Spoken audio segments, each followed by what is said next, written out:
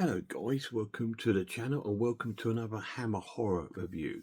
Tonight we're looking at 1973's The Satanic Rites of Dracula.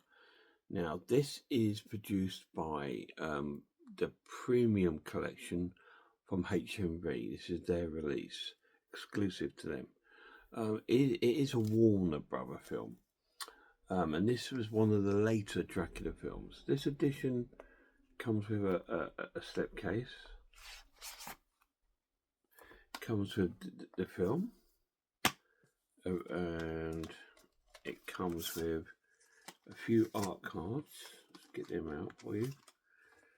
Show you those with the cover.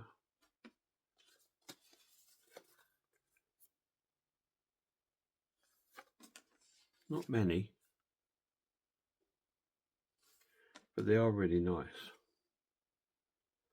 And it comes with a poster, and it's about a tenner, so it's really good buy on Blu-ray.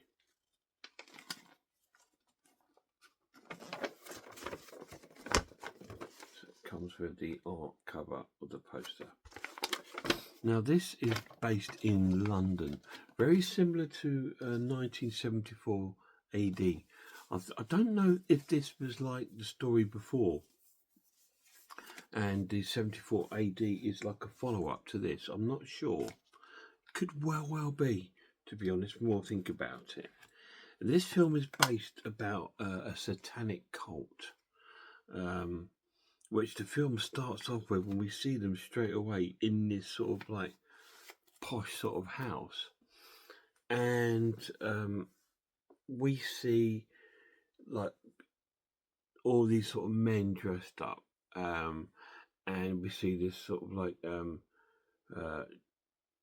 a Chinese woman called Chin Yang, and she's played by Barbara Ling, and she's heading this sort of ceremony where we've got a young girl, a blonde young girl, set up on a table, and they're going to sacrifice her and a cockerel in this ceremony.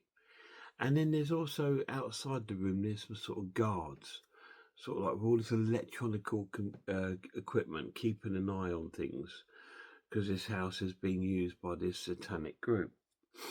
But this isn't an ordinary satanic group. They are people of established, like from politicians and things like that, and doctors. We have Professor Keeley, played by Freddie Jones, as one of these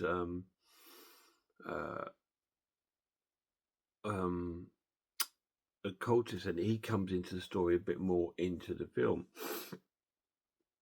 And they are performing this ceremony, and there's a guy locked up in downstairs, and he manages to escape and get away, and he goes into this car where he's sort of like zoomed off.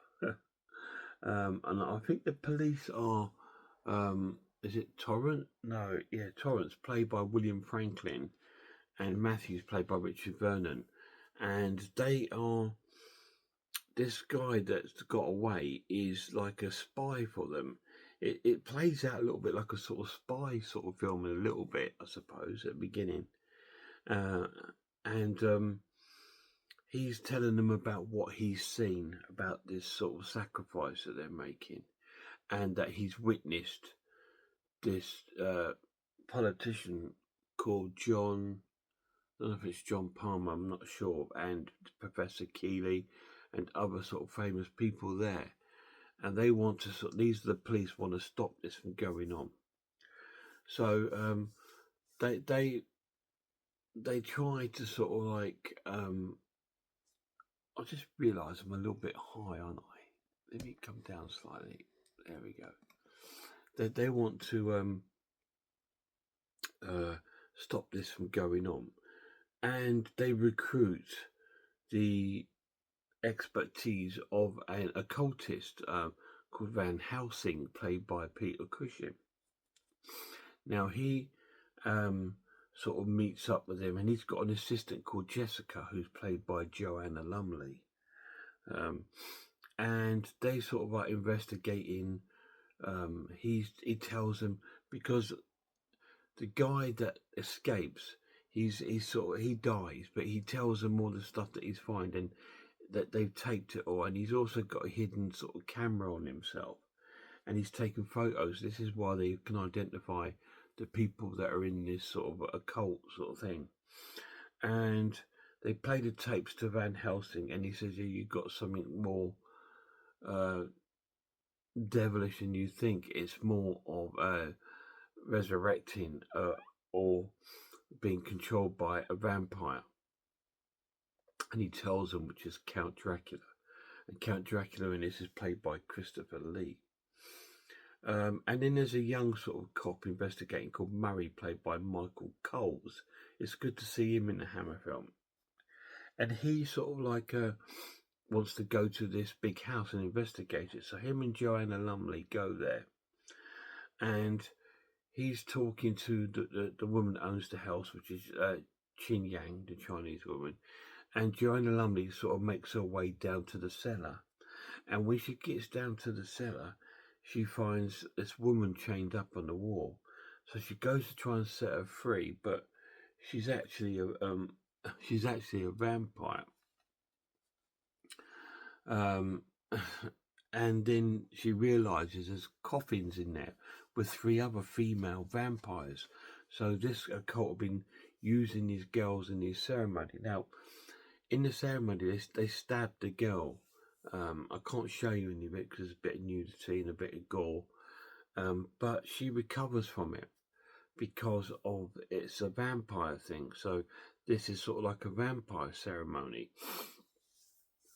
And they're turning these women into vampires. And she tries to escape, and there's a big sort of hassle fight going on. Jessica, played by Joanna Lumley, in the cellar trying to get away from these vampires. Finally, Murray comes down and rescues her and takes her out. And then they go and tell Peter Cushing what they've discovered.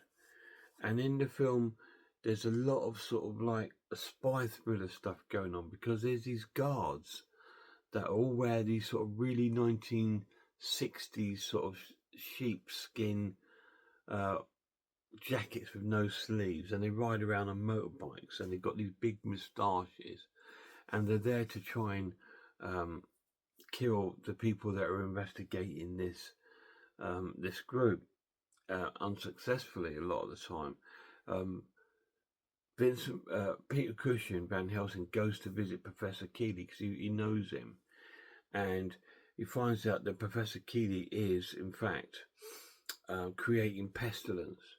He's recreating the bubonic plague, because this is a part of Count Dracula's plan to spread the plague again across the world.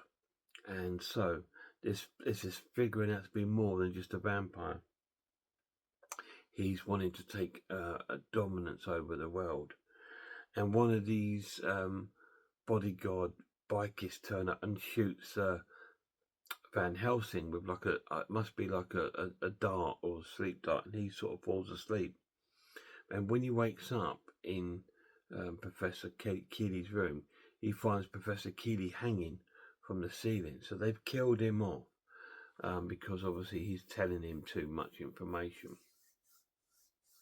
And then we've got the investigation going on with the police and Van Helsing trying to get to the roots of this cause of this satanic group. As we know, it is Dracula. And Van Helsing's got a clue it is too. And then the field sort of unfolds. It sort of plays out. There's a lot of action in it. There's a lot of vampire action in it. It's a wonderful film. I won't tell you any more of the synopsis. I actually really enjoyed this film. It was awesome. I'm scoring it an amazing watch and giving it a 9 out of 10. Yes, a real high score for a lot of people's least favourite Dracula film. And I absolutely adored it for a number of reasons. It's like the Dracula version of a Giallo film. So if they ever made a Giallo film about Dracula, this would be it. Because a lot of it really plays out like a Giallo film. We've got the police investigating these sort of crimes that happen. we've got these beautiful seduced women that are trying to seduce men and turn vampires like an enormous do vampires. We've got Dracula, who's sort of like running a business, not as Dracula, as I think it's Mr. Dean or something like that. He's running this business, but until they find out he's actually Dracula. But it plays out a lot like a giallo, and it's shot like a giallo. We've got all this 1970s London, instead of 1970s Rome and Milan and stuff, that we've got London. And it's really cool, and the soundtrack is like a giallo soundtrack, cross between that and a sort of Dirty Harry James Bond sort of soundtrack. It's a real mixture of sort of genres. They've included a lot of action in this film, as well as sort of like the horror. And I think again because this time there were a lot of films coming out, like Dirty Harry, like James Bond films, like all of these sort of police spy sort of things, and TV shows like The Persuaders and that were really popular. And they wanted to, because they were popular, I suppose they're trying to integrate that into this film to make it popular for this time period because they were popular shows. And it kind of works in a strange way. I do like it when they bring Dracula into a normal, sort of up-to-date, non-gothic. Although Dracula does walk around like he's just stepped out of 1958's Dracula with his big cape and everything. It's just like, wow, everything's changed apart from Dracula. But yeah, it's cool. And Dracula does a lot of speaking parts in this film. So that's really, really cool. There's a lot of sort of like, there's a few deaths in the film, there's some gore, and it's really cool. There's quite a bit of nudity in the film. So it's a real sort of exploitation of kind of film for Hammer. And it was good to them to see them expand their their boundaries, because a lot of their films they seem to be locked into that gothic state and can't show too much. But in the 70s, they sort of, to hell with it, let's go with it, and they did in this film. It's really cool. They do mix up some of the folklores over the jacket. We've got Van Helsing wants a 5 silver bullet. I thought he's not a werewolf. And all these, and he gets 2 sticks and puts them together, and Dracula's like, oh, and it's really, really cool, and it's great. It's cheesy, but it's really good. I like the fact that they've taken it to a different angle, and I love the shots of 1970s London. It is up there with Dracula, 1974 AD, and things like Deathline and all these great 70s horrors. It's amazing. The pluses of this edition, the transfer is pretty good. It's a HMV one, so it's not amazingly remastered like you'd get from an 88 film or Arrow. It's just sort of a DVD print that's been cleaned up and then put out onto Blu-ray. But it is nice to have, and it's a good collection. And it still withholds itself today. I watched the trailer of it on YouTube and it looked dreadful, but when I put this on, I thought, oh yeah, this looks really cool. Special features are minimum, unfortunately. You just got a trailer, but yeah, apart from that, it's really, really cool.